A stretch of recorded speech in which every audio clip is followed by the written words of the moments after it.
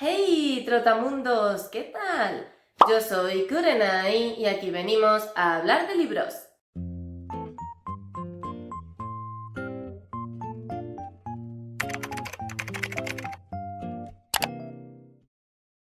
Hoy os traigo el book tag de las 13 señales de que un libro es malo. Hace unas semanas os subí un vídeo donde hablaba de las 9 señales que hace que yo no termine disfrutando tanto de determinados libros o que directamente hacen que me plantee el abandonarlos. Así que este vídeo os lo podéis tomar como una especie de complemento o segunda parte de aquel, dado que en este book tag aparecen otras señales diferentes a las que yo ya comenté en su momento. A este tag me nominó mi querida Sarri de la biblioteca de Sarri y es original de Diana López del canal El Libro Divergente. Antes de nada quiero aclarar que no todos los libros que voy a mencionar en este vídeo me parecen malos libros, como de hecho sí que pasaba en el vídeo que os he mencionado, porque voy a hablaros de algunos libros que sí que me han gustado, que sí que he recomendado, pero que aún así adolecen de estos defectos que nos van a plantear las diferentes preguntas. Por lo que este tag va a estar compuesto de libros que considero que realmente son malos libros, pero también, como digo, de algún libro que sí que me ha gustado y del que os he hablado en diversas ocasiones, pero eso no significa que sea un libro perfecto.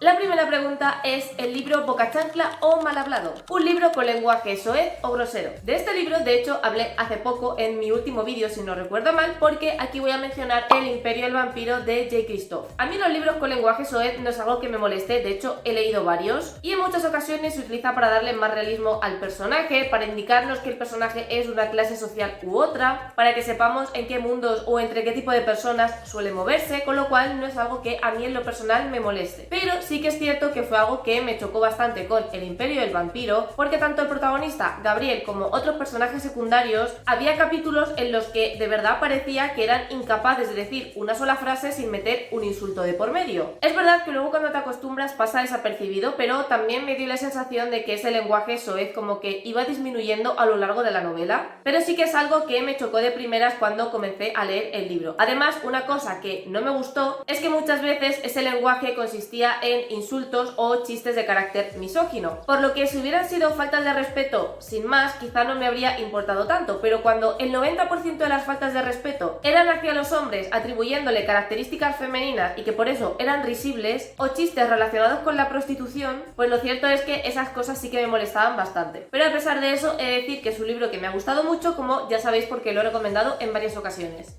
La segunda pregunta es el libro Playmobil. El autor fue a buscar a los protagonistas y personajes a Clichelandia. Esta pregunta es muy fácil de responder porque literalmente cada romantasy que se está vendiendo hoy en día es un cliché con patas. Pero por elegir un libro en el que sucede esto y es descarado desde el momento en el que empiezas a leerlo, es Alas de Sangre. De hecho, esa fue una de mis principales quejas con este libro, que literalmente es un libro que ha cogido todos los clichés de la fantasía juvenil, la autora ha hecho un cóctel con ellos y te los ha tirado a la historia como si nada. Aquí todo es cliché, tanto los personajes, como la trama, como lo que va a suceder, como el final, todo es cliché. Y aún así sabéis que es un libro que me gustó mucho, porque es una fantasía mamarracha que engancha y no te suelta, pero eso no quita la cantidad de defectos de los que adolece esta novela. Tenemos a la protagonista, a la que de repente la sueltan en el mundo de los dragones sin tener ni idea de nada y básicamente tiene que ir aprendiendo sobre la marcha. Además comienza el libro siendo súper débil físicamente, una persona muy vulnerable que parece que necesita ayuda todo el rato, pero que, oh casualidades de la vida, resulta que termina vinculándose con el dragón más poderoso que existe, que hacía años que no quería vincularse con nadie, y oh casualidades de la vida, resulta que además desarrolla uno de los poderes mágicos más potentes de todo el mundo. Luego tenemos al coprotagonista masculino que, por supuesto, es un chico guapísimo, súper atractivo, muy oscuro, con un pasado traumático, con un secreto que guarda que le está corrompiendo por dentro, que al principio parece que desprecia a la protagonista pero que en realidad se dedica como a admirarla en la distancia porque no se atreve a acercarse a ella. El típico chico por el que absolutamente todas suspiran pero que ninguna se atreve a acercarse a él por este halo de misterio que le rodea. Y luego tenemos a los personajes secundarios que en este libro simplemente existen para que la protagonista tenga amigos y que además todos cumplen su rol a la perfección, porque está el graciosete del grupo, está la muchacha para cumplir el cupo de gente queer en la novela que tiene que dejarte claro que es queer porque se acuesta tanto con chicos como con chicas. Es verdad que a partir del segundo libro esto mejora bastante y la autora se centra mucho en el desarrollo de los personajes y ya como que en el tercer libro tenemos personajes que son verdaderamente complejos, pero es que chica, en el primer libro no hay por dónde cogerlos.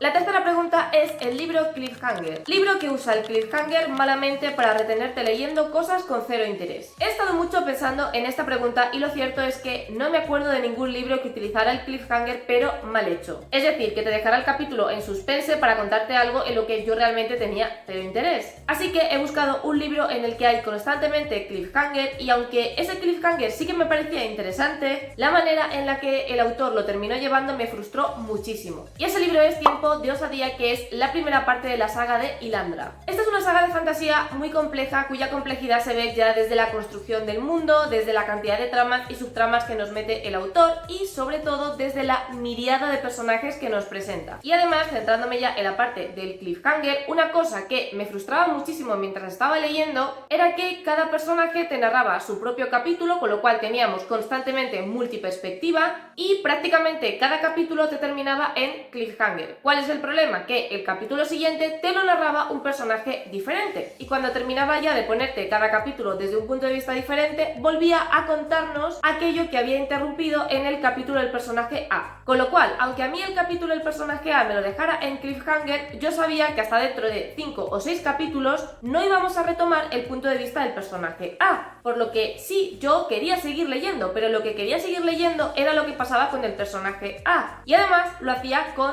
casi todos los capítulos y casi todos los personajes. Por lo que cuando retomábamos esa narración de, por ejemplo, el personaje A, yo ya no tenía interés en saber lo que le pasaba al personaje A. Yo quería que me siguiera contando lo que le ocurría al personaje E, que era el último capítulo que nos había narrado. Así que sí, manejaba muy bien los cliffhangers en el sentido de que yo terminaba el capítulo y quería seguir leyendo, pero para saber cómo continuaba ese capítulo y esa perspectiva. No para que me retomara a un personaje al que no veíamos desde hace 50 páginas para una vez más dejármelo a medias y así como si fuera una rueda de hámster. Así que realmente no es que yo tuviera un problema con estos cliffhangers en el sentido de que me cortaba el capítulo en una parte que no era realmente interesante, sino justo lo contrario, que era tan interesante que yo quería que la narración continuara en ese punto y que no me saltara a otro personaje completamente diferente.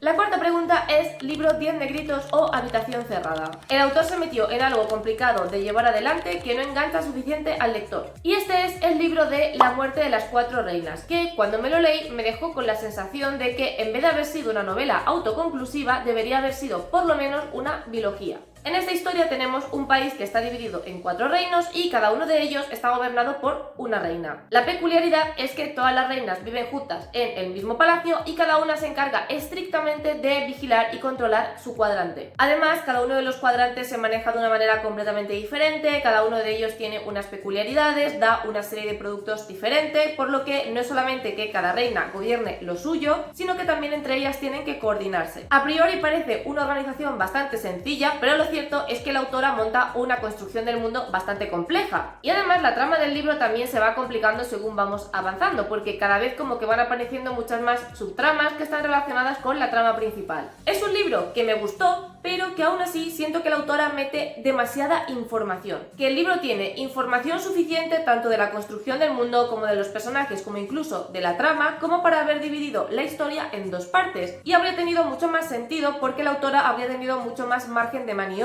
para poder explicarte mejor cómo funciona el mundo, los distintos cuadrantes, cómo funciona la política, porque todo esto es un contexto importante para comprender a los personajes principales y también, por supuesto, para seguir la trama. Por lo que había momentos en los que a mí se me hacía bastante aburrido porque como la autora tiene que contarte tantísimas cosas en tan poco espacio, había momentos en los que se centraba muchísimo en explicarte cómo funcionaba el mundo porque te lo tenía que contar para que tú lo entendieras antes de dar el siguiente paso. Si hubieran sido 2 libros, podría haberlo explicado de una manera mucho más espaciada, el lector podría haberlo disfrutado más, dado que no te lo mete a trompicones para que lo entiendas de golpe, sino que lo puedes ir entendiendo según va avanzando, por ejemplo, la trama, pero la sensación en general mientras iba leyendo era un poco esa, como si la autora hubiera tenido que quitarle al libro 200 páginas y toda esa información hubiera tenido que condensarla en las que le quedaban, haciendo que un libro que podría haber sido muy interesante porque lo era tanto a nivel de trama como a nivel de personajes, a veces se atascara un poco, fuera lento e incluso aburrido por toda esa complejidad que tiene que contarte en un número tan reducido de páginas.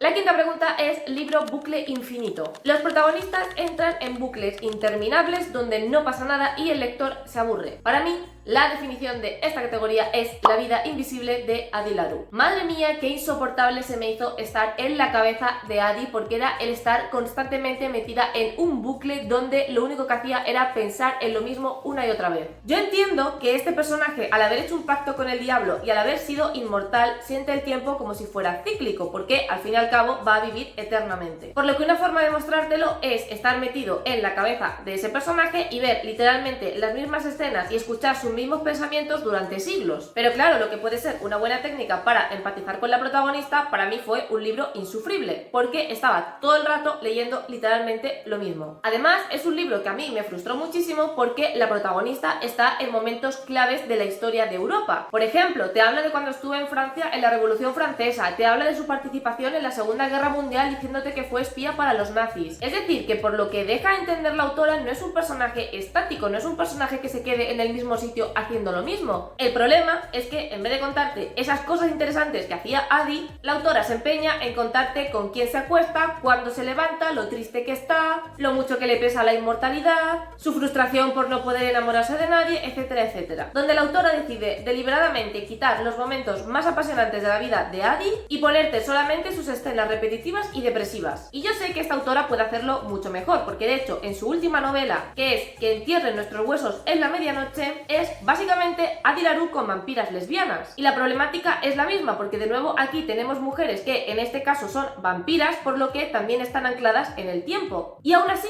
es un libro mucho más interesante que Adi Laru, porque sí, también tenemos esa sensación cíclica de que los personajes no terminan de avanzar. Pero aquí la autora sí que sabe centrarse en momentos interesantes, con escenas en las que sí tú puedes empatizar con el personaje, pero al mismo tiempo están pasando cosas lo suficientemente interesantes como para mantener la atención del lector.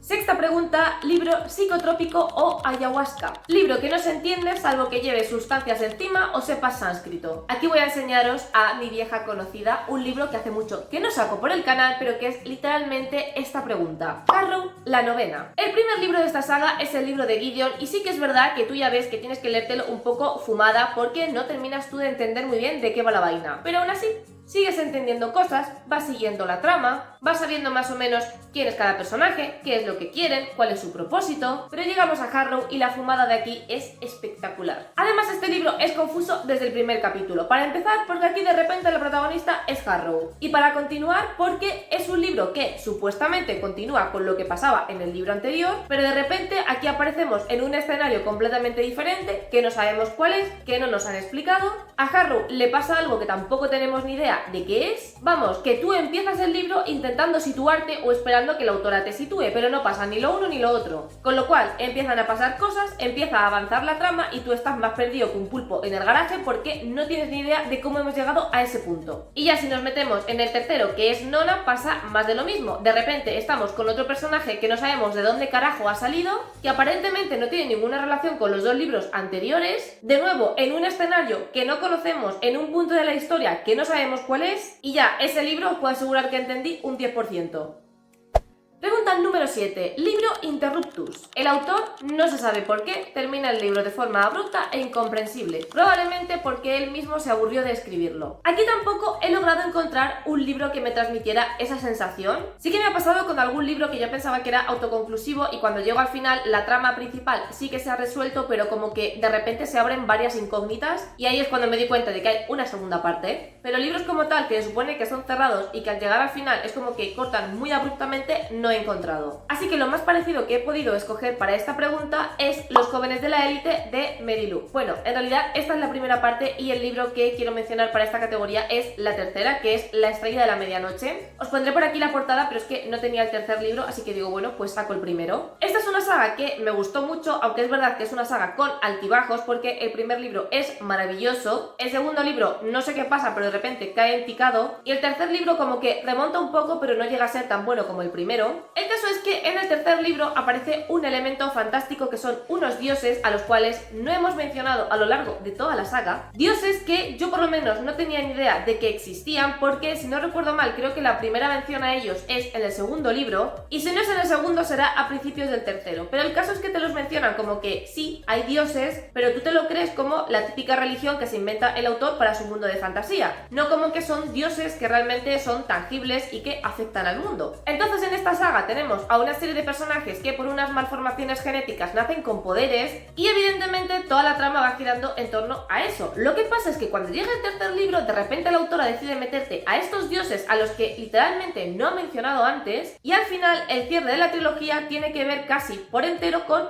estos dioses, lo cual a mí me dejó bastante fría y desconcertada, porque no podía creerme cómo una trama tan compleja y que hemos ido desarrollando a lo largo de 3 libros, al final se termina resolviendo en torno a un elemento del que no nos has hablado hasta prácticamente el final de la historia. Es un final que por un lado me dejó satisfecha porque creo que es un buen final para la trilogía, pero que al mismo tiempo siento que me estafó un poco, porque si es un final que tiene que ver con los dioses, lo suyo es que los metas en el primer libro, o que los menciones en el primer libro y que comiences a desarrollarlos en el segundo. Pero es como que la trama realmente no iba alrededor de esos dioses, por lo que el hecho de que al final fueran como la pieza clave para resolver todo lo que ocurría en esta trilogía me dejó un poco fría.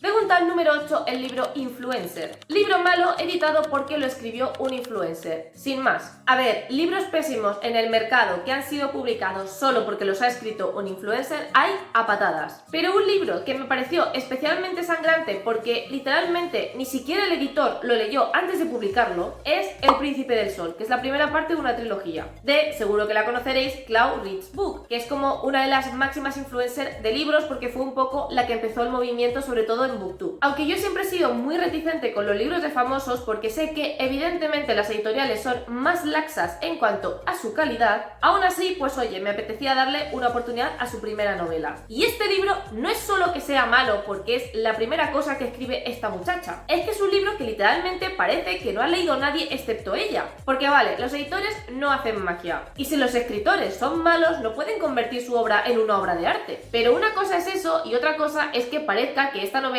no pasó por ningún tipo de corrección. Es que en este libro había errores de puntuación, había errores de confusión en el vocabulario, de utilizar palabras que se consideraban sinónimas pero que realmente en el contexto en el que eran utilizadas no lo eran. Errores gordos de teletransportación de los personajes, donde no hay un cambio de escena, simplemente hay un personaje en un sitio y en la frase siguiente de repente ha aparecido en otro. Es decir, errores evidentes que podrían haberse evitado con una buena corrección. Y había cosas que sí, que evidentemente eran culpa de la autora, porque era una autora inexperta, era su primera obra y al final pues todo el mundo comete errores. Pero es que era indignante cómo había muchísimas cosas que podrían haber sido corregido fácilmente por la editorial, pero que parece que no se molestaron ni siquiera en leer el manuscrito.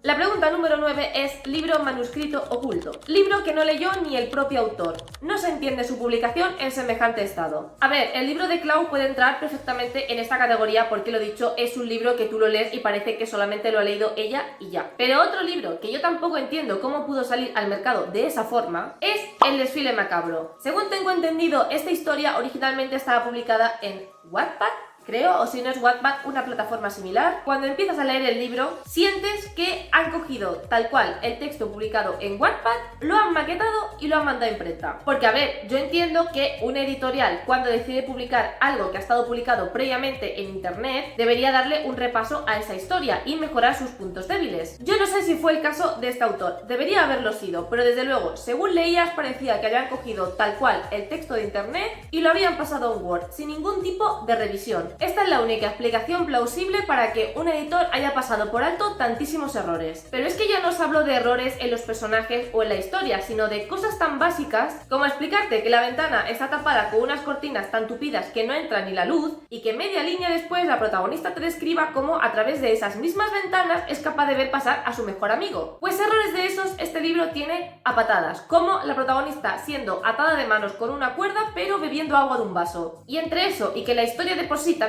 es bastante mala, a pesar de que tiene una premisa muy interesante, pues claro, yo no podía centrarme en lo poco interesante que podía tener este libro porque estaba más pendiente de los 800 errores que había por párrafo. Pregunta número 10. ¿El libro snack o perfume navideño? Libro que se desinfla y resulta vacío con mucho marketing, bombo y portada increíble. Pues mira, para hacer un guiño a lo del libro navideño voy a decir Corazón de Navidad. Este es un libro que se vendió con una edición espectacular y con una idea genial, y es libro calendario de Adviento. Es decir, estaba dividido en 24 capítulos y esos capítulos venían como sellados, por lo que tú cada día tenías que abrir ese nuevo capítulo y leerlo. Además lo sacaron para Navidad y como era estéticamente tan bonito y tan original, se vendió como churros. Yo misma caí en la trampa, pero por suerte lo leí en digital. ¿Qué pasa? Que sí, que la estética muy bonita, la idea todo lo chula que tú quieras, pero este libro no había por dónde cogerlo. Y es que tenemos un romance que sucede en Navidad protagonizado por personajes supuestamente de universidad que se comportan como chavales de 10 años. Además, la historia es predecible, es aburrida, tiene cero profundidad y lo peor de todo es que teniendo en cuenta que se supone que este libro te lo tienes que leer de a poco, es decir, un capítulo al día, lo suyo es que termines el capítulo de forma interesante. No te digo que todos los capítulos tengan que tener un cliffhanger de infarto, pero por lo menos que terminen de alguna forma que te dé ganas de que llegue el día siguiente para continuar leyendo el libro. Pero sucede justo al contrario, te dan ganas de leerte todo el libro de golpe solamente para terminar cuanto antes con tu sufrimiento. Que a pesar de todas las críticas que tuvo este libro tanto en Francia, que es donde se publicó originalmente, como en España, la editorial lo ha vuelto a hacer. Este año va a sacar, o ha sacado, no lo sé porque el anuncio se hizo hace tiempo, una edición especial de este libro. ¿Para qué? Si a nadie le gustó, pues no lo sé. Pues supongo que por si queda algún lector despistado que el año pasado no se enteró de la existencia de este libro y este año pica y se lo compra por la gracia de la dinámica del calendario de Adviento. Pero vamos, os juro que yo cuando vi que habían sacado edición especial de tremendo truño, sobre todo teniendo en cuenta que las críticas negativas fueron muy evidentes en este caso, hasta el punto en el que hubo gente que acusó a influencers de estar mintiendo con respecto a este libro porque decían cosas tan increíblemente positivas que nadie se creía que lo estuvieran diciendo de verdad. Yo ahí ya no me meto, pero un poco para ilustrar la debacle que fue este libro. Pero claro, ya se la has colado una vez a los lectores. ¿Va a colar una segunda vez con una edición especial? Yo sinceramente espero que no. Pregunta 11. ¿Es sudoku literario? Libro complejo hasta el absurdo, con metáforas y o giros forzados. Un libro que me resultó excesivamente complejo, pero porque creo que es un poco como la marca de esta autora, es un más sin estrellas. No llega al nivel de la pregunta anterior de tengo que ir fumada para entender lo que está pasando, porque sí que se entiende bastante bien la trama y lo que sucede, pero es una novela que por lo menos para mí es compleja en exceso. Una obra en la que absolutamente todo tenía que estar descrito mediante metáforas, con frases muy complicadas, con comparativas que dices, ¿en qué momento se te ha ocurrido comparar estas dos cosas? Sobre todo se nota en las descripciones. La autora no puede describirte los lugares de una forma normal. Tiene que describírtelos de una forma muy fantasiosa, muy enrevesada, muy onírica. Que a ver, es cierto que su forma de escribir encaja muy bien y mucho con la historia que nos está contando, pero a veces se me hacía recargada en exceso y muchas veces tenía que leerme varias veces un párrafo para intentar dilucidar qué era lo que me quería decir en un lenguaje más de la calle. Su forma de escribir no llega hasta el punto de hacer que sus libros sean incomprensibles, pero sí que es verdad que para mi gusto dificulta demasiado la lectura. Penúltima pregunta, el libro Estafa. Libro sacado en temporada pero con una temática falsa. Libro camuflado de algo que no es. Esto me pasó con Misterio en Londres, porque tú ves esa portada y grita Navidad. Honestamente, del libro navideño tiene poco, por no decir nada. Es un cozy mystery bastante aburrido porque prácticamente desde el principio te dicen quién es el culpable y aunque la policía está como sí, pero que no sé qué, al final las pruebas que van descubriendo van guiando hacia ese culpable que te han dicho desde el principio, con lo cual la parte del misterio fue bastante aburrida. Encima la temática navideña, que era el motivo por el cual yo lo había leído, es anecdótica porque al final lo único navideño que hay es que el robo y el asesinato ocurren el 24 de diciembre. Y sí, en algún momento hay alguna persecución policial por la nieve, te hablan del frío que hace, te mencionan que han puesto luces navideñas, pero ya está, o sea, la ambientación es cero. Así que no es un libro que yo diría que es estafa porque al final te da lo que te promete la sinopsis, pero sí que es cierto que se incide demasiado en la parte navideña, tanto en la portada como en algunas recomendaciones que hace la gente, y luego realmente es un libro que es cero navideño. Y ya la última pregunta es el libro pretencioso. Libro con un lenguaje pretencioso, complicado, que dificulta innecesariamente su lectura y disfrute. Aquí voy a mencionar un libro que sí que me gustó mucho y que sí que es cierto que la forma en la que estaba escrito no me dificultó la comprensión lectora, pero es un libro en el que te das cuenta de que al autor le gusta mucho leerse. Y es El monje, que es una novela muy importante porque fue una de las precursoras del gótico. Es un libro que yo disfruté mucho y sí que es cierto que el autor escribe maravillosamente bien, pero hay escenas en las que se nota que el autor está alardeando de lo bien que escribe. Porque, por ejemplo, no se limita a narrarte las cosas y ya, sino que muchas veces hace referencia a que no sé qué personaje escribía poesía y el colega va y te mete un poema, que además es un poema que ha creado el propio autor exprofeso para el libro. Y no lo hace una vez, ni dos, ni tres, no, lo hace a lo largo de toda la novela. Te mete poemas, te mete canciones populares, creo que también te metía algún villancico. Es decir, que no se limita a hacerte una narración en prosa y ya, sino que aprovecha cualquier resquicio de cualquier personaje y cualquier mención a lo que sea para demostrarte que él es capaz de escribir cualquier registro narrativo. Y lo dicho, a mí es algo que no me molestó, que no me entorpeció la lectura, aunque sí que es verdad que a veces me parecía muy cansino y era como, vamos a ver, no necesito que me pongas aquí el poema de 4 páginas que escribió no sé qué monje a no sé quién. Y lo estás haciendo porque te gusta alardear y porque te gusta presumir de lo bien que escribes, lo cual me parece estupendo. Pero ¿qué quieres que te diga? Aunque escribes muy bien y no llega a ser molesto, sí que me interrumpes un poquito el ritmo de lectura. Y hasta aquí las 13 respuestas a este tag. Muchísimas gracias, Sarri, por nominarme, me he divertido mucho haciéndolo. Y recordad que como siempre tendréis en la cajita de la descripción tanto su vídeo como el de la creadora original. Recordad que podéis seguirme en mis redes sociales, Twitter, Instagram y el blog, donde voy enseñando de una manera mucho más detallada todo lo que leo. Si os ha gustado este vídeo, que os gusta el contenido de mi canal, no os olvidéis de suscribiros. Os recuerdo que vídeo todos los domingos a las 6 de la tarde, hora española. Muchísimas gracias por estar un día más conmigo y nos vemos en el próximo vídeo.